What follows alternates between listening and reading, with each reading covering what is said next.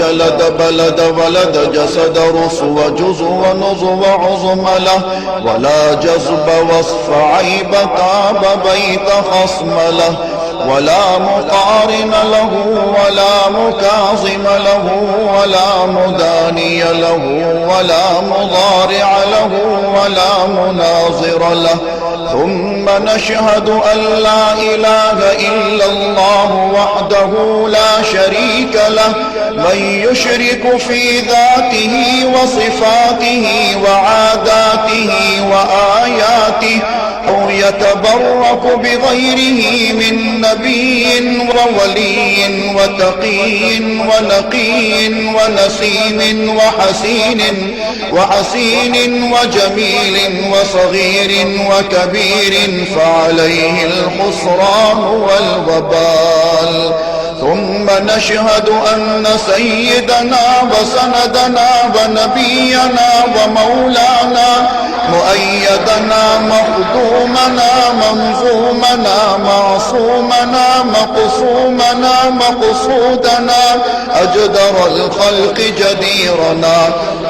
أعظم الخلق وأشرف الخلق وأحسن الخلق وأجمل الخلق وأكمل الخلق وأنور الخلق من الحسن والصدارة والولاية والحكاية والعناية والهداية والأمانة والإمامة أعلانا وأجلانا وأتقانا وأزهدنا وأرفقنا وأنورنا وأخدرنا وأكبرنا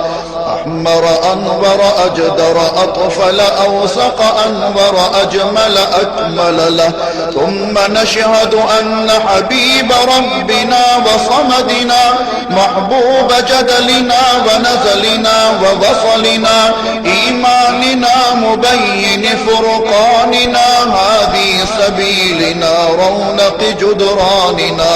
هو عدوة نظمة قدوة رتبة أسوة حسنة وبدلائله القاهرة الغالبة الظاهرة الباطنة صعد إلى سدرة المنتهى في ليلة المعراج كشف الدجى